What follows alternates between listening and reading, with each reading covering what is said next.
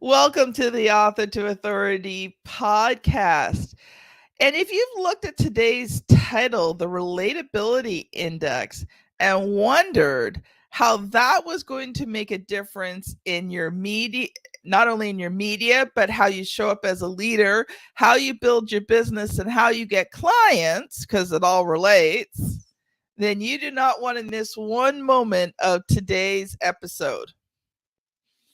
I want to welcome Kerry Barrett to the show. She took a debilitating fear of speaking and has built a 2-decade Emmy Award winning career as a television news anchor on NBC, ABC, Fox, and the Weather Channel. She is a preeminent advisor to top Fortune 100 companies in media training and on camera readiness for a broad spectrum of situations ranging from formal talks, media interviews, to everyday sales pitches over Zoom.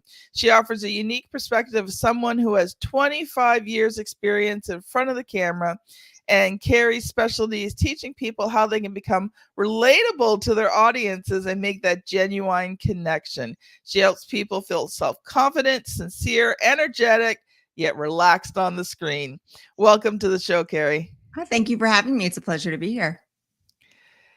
So, Kerry, let's just dive into it today, because I know, like, when we were just talking before the show and you were talking about what the relatability index was, my mind started spinning with all the ways that we could use this. So first of all, just give a brief introduction. What is the relatability index? Absolutely. So this was sort of the first iteration of a study that I commissioned about 18 months ago.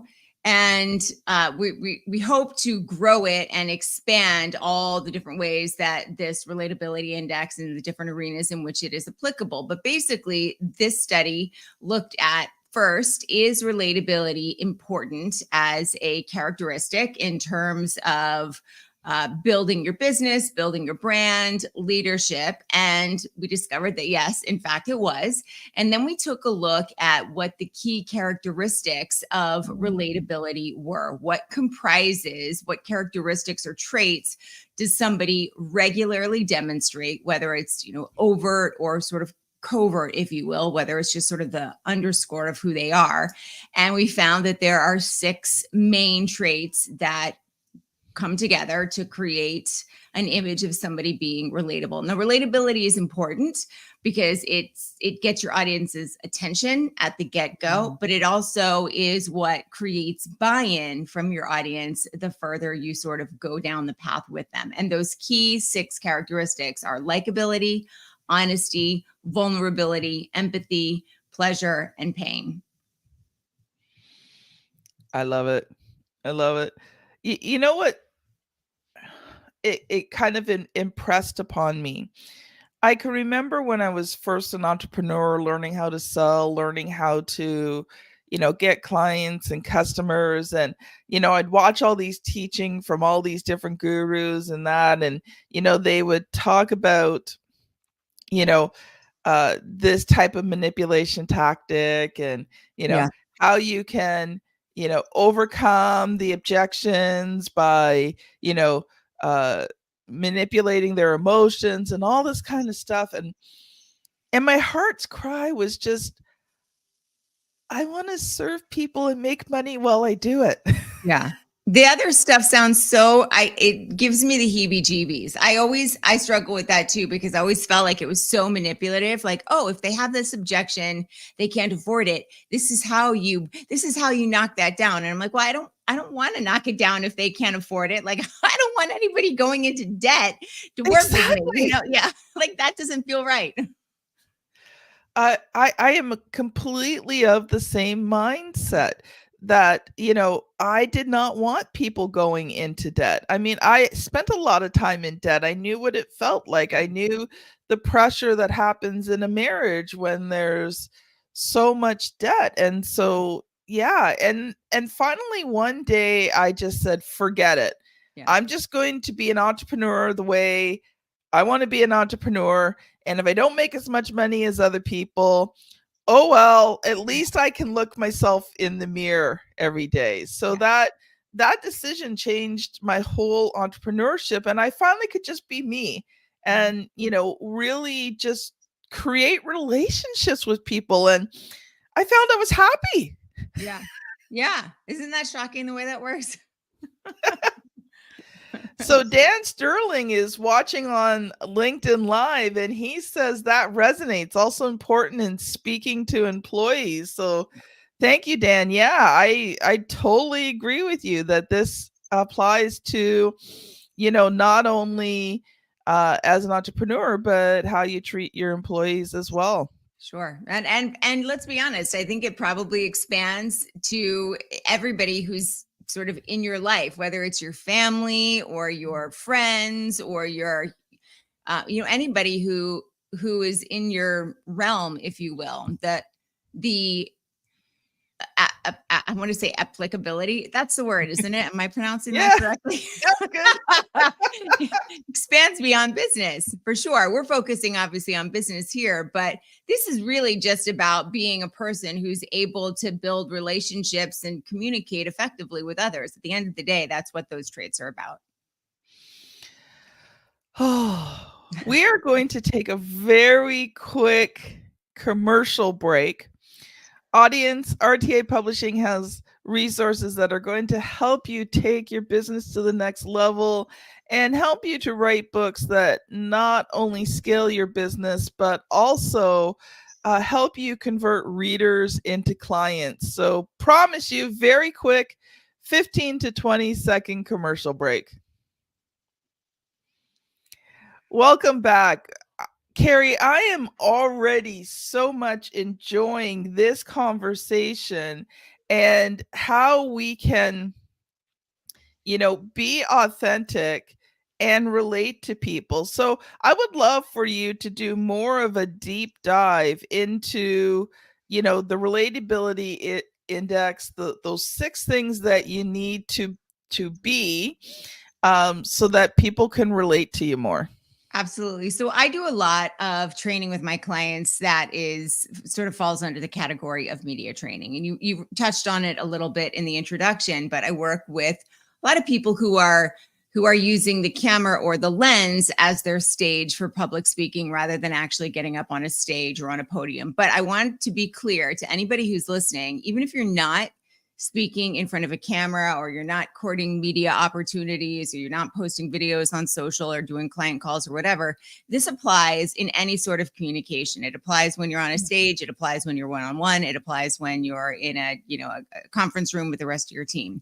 So the first trait is likability, and it's really simple. I mean, you're relatable when you're likable. When we talk a lot about we want people to respect us, not necessarily like us. And absolutely, respect is important. And by likable, I don't necessarily mean that you have dinner in your employee's home every night with their family. That's not what I mean about likable. I just mean that you have to be somebody at the end of the day who people don't run in the opposite direction of when they see them. So the question here is, how likable are you in fact? And if you're not sure, have somebody else listen in on a talk that you give to your team or during a meeting, or have them watch something that you're doing on video or on camera, and then ask them whether they feel connected or disconnected to you. And you have to find somebody who's going to be willing to tell you the truth. That's the biggest battle of them there. So don't ask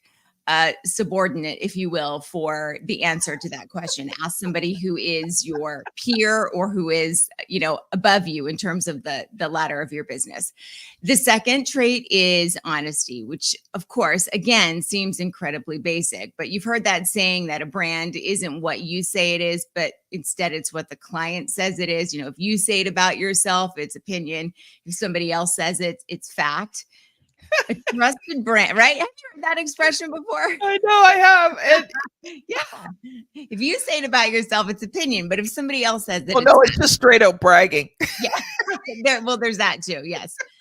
Oh my gosh. So at the end of the day, a brand that is trusted builds that reputation of being honest as a result of doing repeatedly and consistently what they say they're going to do. So following through on not just words, but tasks and action items and building whatever it is that you say you're going to build, whether it's a culture or a process or a product or whatever it is. It sounds easy and it sounds really basic, but we see, at least I see, a lot of evidence of dishonesty in the world, dishonesty Yeah. pillars in which businesses are built on, and in fact, well beyond that as well. So think about how honest you really are. And this is not an easy task. You have to go through what you say you're going to do and what you do line by line and make sure that you are, in fact, illustrating that. And if you have fallen short, have you taken an opportunity to address it, explain it, and let your team know how you are going to remediate? The third trait is vulnerability.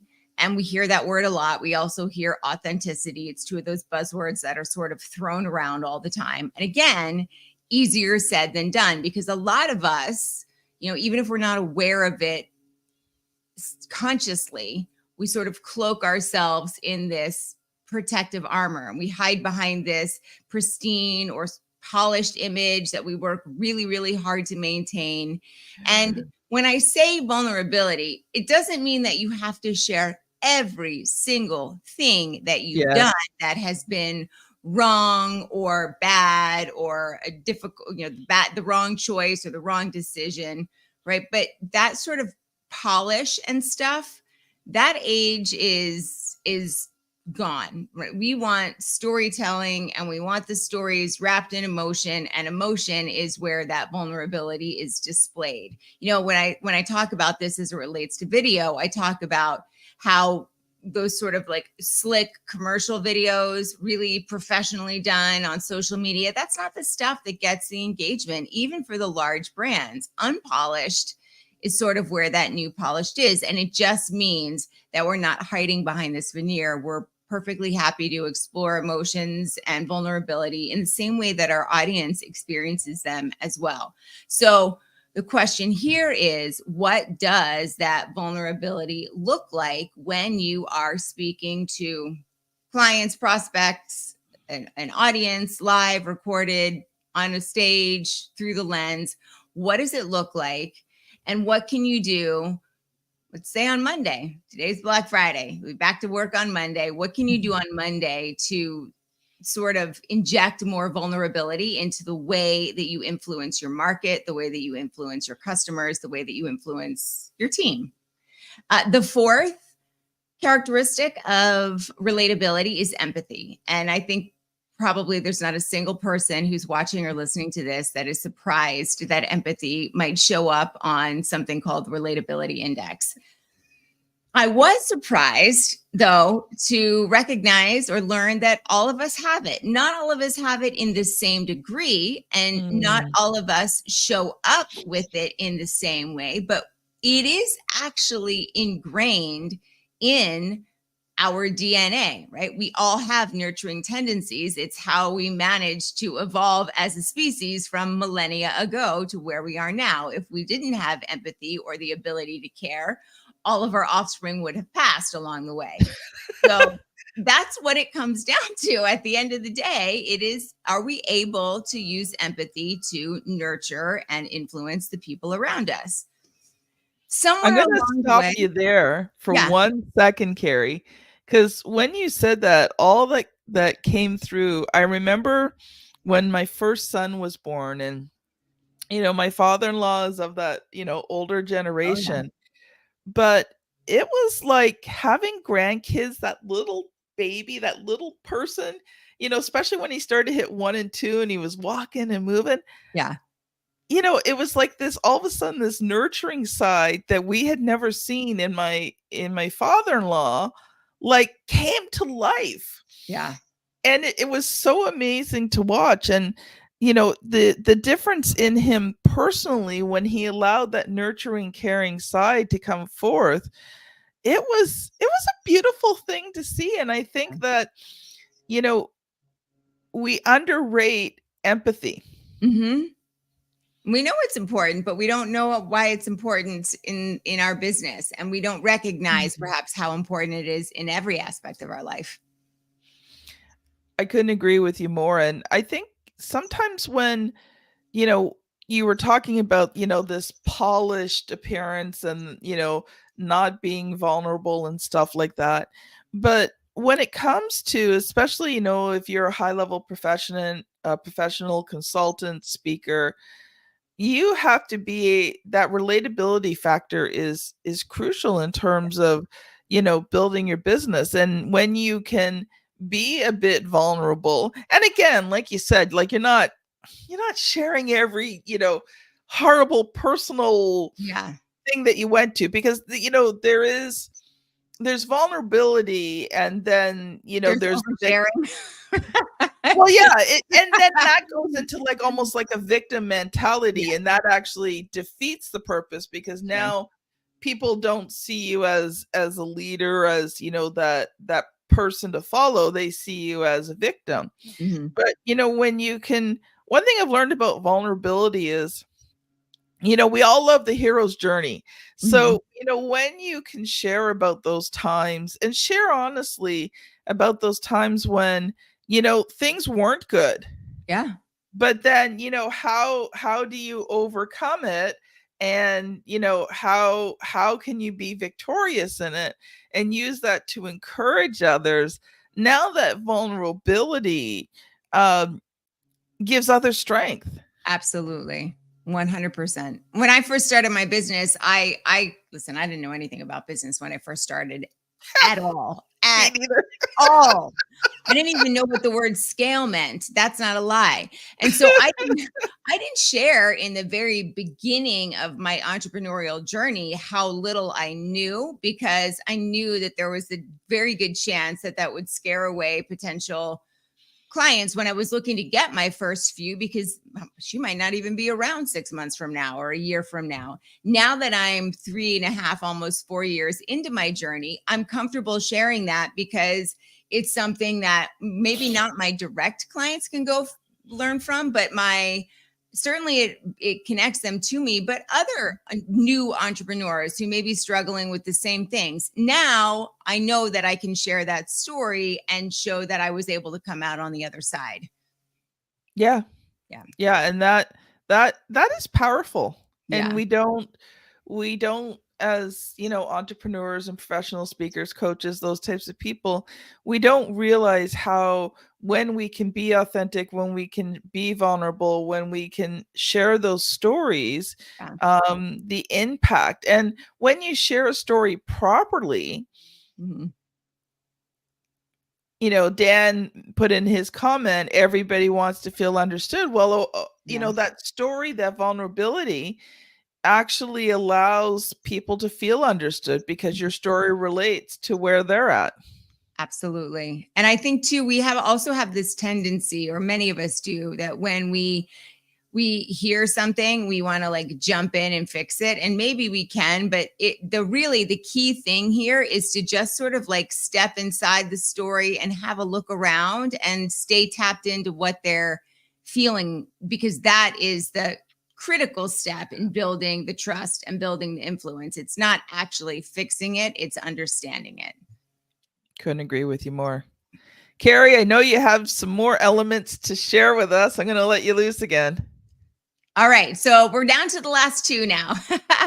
Pleasure and pain. And pleasure and pain may not be intuitively part of the relatability index or how it helps us relate to those around us, but hopefully when I explain these two, it will make a little more sense.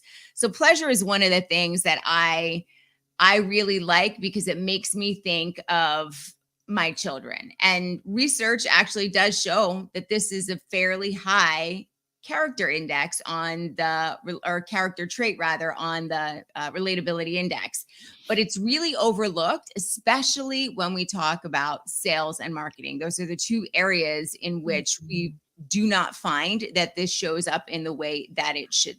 And I want you to think, when I say it reminds me of my kids, the reason it does is because think about when kids meet a new friend for the first time. One of the very first things they do is like, hey, you want to see my new fire truck? Or like, hey, I'm playing in the sandbox. I have this fire truck. You want to play with my dump truck? And we'll play together. One of the first things that they do is they want to share, and they share their toys. And when they share their toys, right, they're sharing, in essence, something they're taking pleasure in. We don't do this as adults. Sharing is such a great way to connect and engage, especially if it's a new relationship, but we don't do it as adults, and we definitely don't do it in business, not the way that we should. We do it in our personal lives. I have a new recipe, or I got this great new dress for an event, or I just, whatever, I don't redid my bathroom. Come check it out. We do all of that stuff in our personal lives, but we don't do it in business. It gives us an edge if we can. So think about what this would look like in your own business with people that you're trying to sort of influence. How can you share your toys? And when I'm giving a speech, I always say, like, that's your homework for the weekend. Go and figure out how you can share your toys without getting arrested. And then the last trait here is pain. And this one obviously is the opposite of pleasure. It's why I put the two together, and it might not make sense either. We seem to sort of shy away when we are in pain or when things go wrong. And this taps into the empathy trait as well. We've heard a lot, and I think we are moving away from this, but that whole idea of never say you're sorry, that's something that's been passed around, well beyond the business realm for a long time. Never admit that you're wrong. Heck, we see it in politicians all the time. But the research here shows us that people respect when you can acknowledge their pain, or even when you can acknowledge your own pain. And when they respect you, you can influence them on a higher level.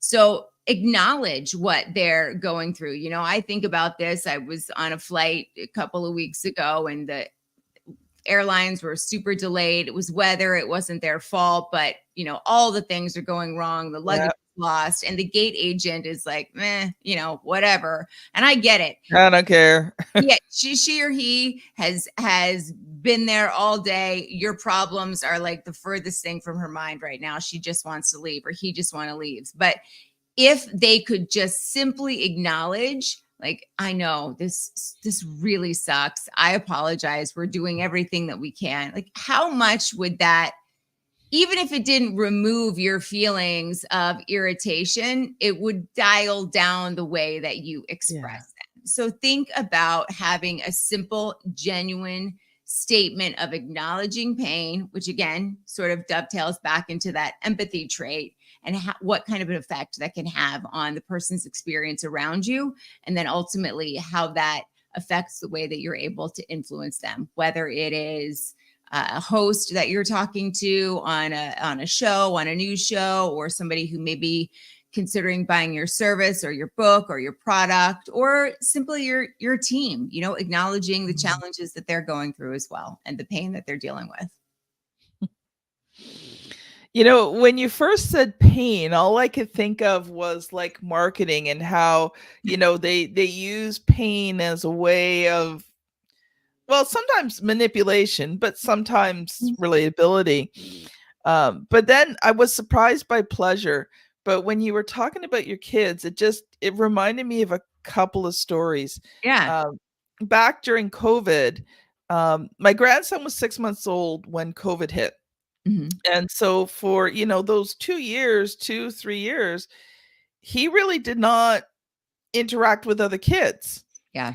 And so when things finally started to open up, and especially here in Canada, it took forever because winter is flu and cold season to begin with. And then, so, we got a couple of short months in the summer where you could do some socializing. And then winter, sometimes we were in complete lockdown. Yeah. So we were having a small party at our church at our home for some of the church people and the family and that. And one family brought their son that was about 6 months younger. And immediately, like, the two of them just kind of latched on to each other. They were just so happy, and they were playing together, and they were sharing. And then we have a beach not far from the house. So the one family went down to the beach, and my son had stayed. And so then my grandson realized this other kid was gone. And I mean, he only met the kid a few hours ago, and he's like, he couldn't even, he wasn't talking a lot, but he's like, friend, we're my Aw. friend, right? And he didn't know his name, but Yeah. and then he was so sad. I'm Aw. like, oh, I'm sorry, sweetheart, but your friend's gone. Friend gone? Not Aw. see friend, right? He was so upset. And then I'm like, don't worry, you'll see him tomorrow at church. See at church? Yeah, you'll see him. So he was so happy. And then they saw each other at church. And the first thing they did is give each other a big hug, right? And Yeah. then they're playing with their toys and all this. And boys being boys, within a few minutes they were fighting over the toys. Sure. That's how it goes. It was just like so sweet. And I remember just how much like joy Yeah. that gave me. Like I just watching it. And then this year at our church we did a VBS, and there was two girls. They were around that 3-4ish age, and they were of opposite color to each other. Mm-hmm. And the first time they saw each other, they stood there, they looked at each other, and they're like, "You're my friend." And they ran up and they hugged each other, right? So every time they come to church, they look for each other, and they're like, "Where's my friend? Where's my friend?" And I won't say their names, right? I want to protect, but they're like, "Where's Sure. my friend? Oh, she's over there. Okay, I gotta go see my friend now." And they would hug each other, and they'd be walking down the church aisle hand in hand together, and it's just like, I'm like, oh, Yeah. that feels so good. Yeah, they don't have any of that limitation. They don't have any of the head trash. Like, oh, if I call this person my friend or I give them a big hug, maybe they'll reject me. It's just they wear it on their sleeve, you know? And I think, when you talk about, sharing your pleasure, uh, I'm thinking about that. How can I share my toys Yeah. in a Yeah. way? And one thing I was thinking about was, as an entrepreneur, I think sometimes you have to have hobbies. You have to have things. Now, mind you, my hobby makes me money, but that's okay. That's sort of my side hustle. But Yeah. I love to craft. I Ooh, started knitting at 5 when my grandmother taught me. I knit, I crochet, I cross stitch. Over COVID, well, my husband knows this, so I can say it. I found a new love. okay. It's called the Cricut machine. It's Oh, spelled Cricuk, but it said Cricut. It's uh-huh. it's spelled Cricut, but it's called Cricut. What And is it? this machine cuts like everything, and you can make all these different crafts, and you can do sort of fun things like mugs. Cool. You can do stickers. Look at that. I've never So heard of I this actually, thing. so That's audience, cool. if you're listening, I'm just holding up a sheet of 1-inch Christmas stickers. So one of the things I did is I liked designing, and I was always having designs made for the things. I'd pay people design. I can have the vision of it, but I'm not a graphic designer. So when Yeah. I know what I want, but when I try to get it, it just doesn't work. It doesn't look the way different than in your mind's eye. So anyway, I decided that I would start selling these designs because there's other crafters. And actually, I'll just share a little pleasure I had. Uh, in October, I was actually accepted by Cricut as a contributing artist. So now they allow my designs to go into their software for everyone to use. That's so cool. And when people do use them, I make money. So Yeah, it's like the best of both worlds. So, that's very but cool. yeah, like, how do we share our pleasure? Yeah. We've got about 7 minutes left, Kerry, and I just want to shift gears a little bit to make sure that we cover this. Just before we got on, I was asking you if you were an author, and you said that you're working on your book. So, Yes. let's talk about that, because that is definitely a pleasure that I would love for you to share with me today. Oh, well, thank you very much. I appreciate that. Well, the book stems from a course that I put together about public speaking, media training, effectively leveraging the lens for visibility and communication. And again, it applies to business owners who are looking to create social or have media opportunities to executives who are looking to be able to speak well at events and to their team and remote workforce, et cetera, creating an engaged remote workforce, et cetera. And so the course is, like I said, all about how to communicate effectively and lead and create on camera. The book is sort of an outcropping of that for those who prefer to understand those elements through text first before watching and listening. The book is the text version of the course, along with the elements of the Relatability Index, how to show them, how to use them, how to grow them, how to build them, and how to help incorporate them to your team if you have one. And so I would eventually like to turn the book into a shortened version, a TEDx talk. Hopefully that's something that will happen in the next year. But the book is of the same title as my course. It's called the VIQ Academy. VIQ stands for Video IQ.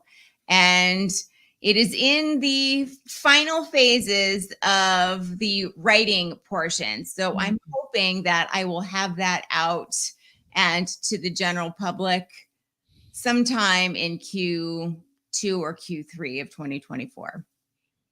Nice.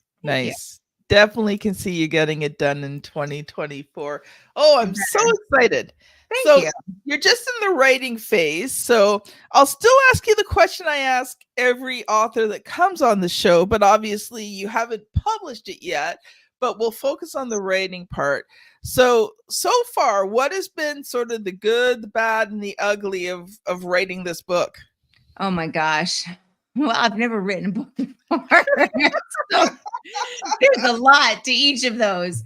I have enjoyed it. I have refined. Actually, there's some things that I have discovered as I have written and done some more market research in the course of writing it as well. And in the course of sort of growing and expanding my program and tweaking it, that I will incorporate into the video portion as well. So I've learned a lot. That has been one of the good elements. I've learned a lot about how my potential clients consume and the ways that they are able to, how they're able to practice, especially from reading it versus watching it. It's a different sort of consumption. And so sometimes executing on, the practice things and the ways that I suggest sort of deploying these new skills are slightly different. That has been very interesting, and it will help me grow down the road.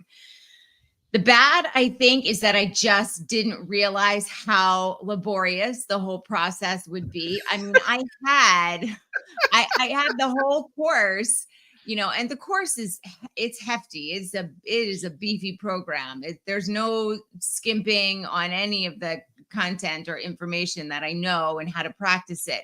And I transcribed it all as I was, recording it. So I thought it was going to be fairly simple process moving from the transcription to the actual copy. That has proven to take quite a bit longer than I anticipated. But like I said, I've learned throughout it. So, there's a silver lining there also. But man, I'll tell you what, for these folks who have written more than 1, 2, 3, 4, 5, I had somebody on my show the other day who I think had written 9. I don't know how you have time to do anything else. It's impressive.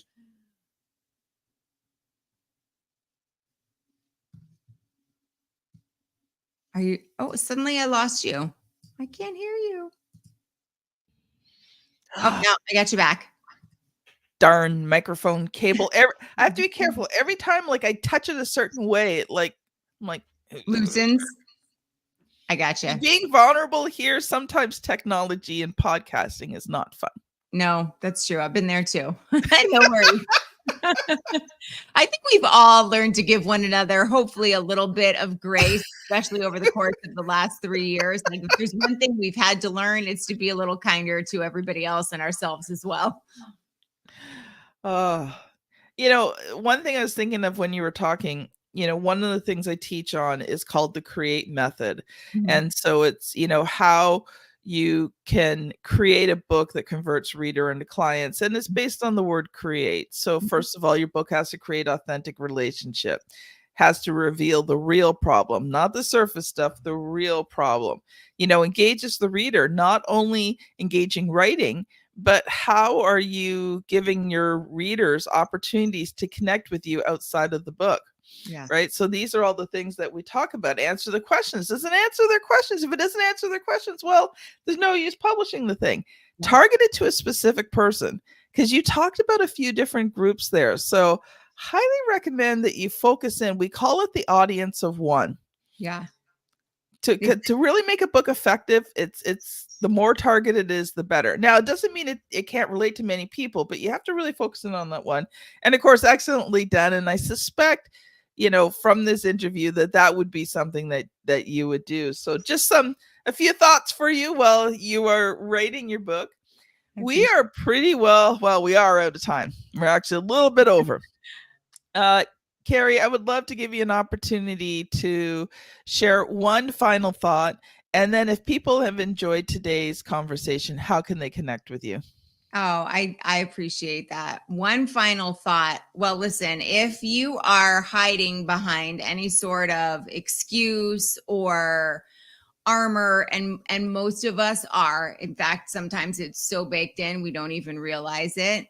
It's time to get intentional about shucking it and living your true self in front of the camera, on the stage, in your business. And as scary as that seems, and I mean, in my news career, this is like second nature. I mean, it's just part of how you establish a bond with your audience. You share your own personal story. It's how they connect to you. They don't connect to you by you reading the story about the latest drive-by or pothole.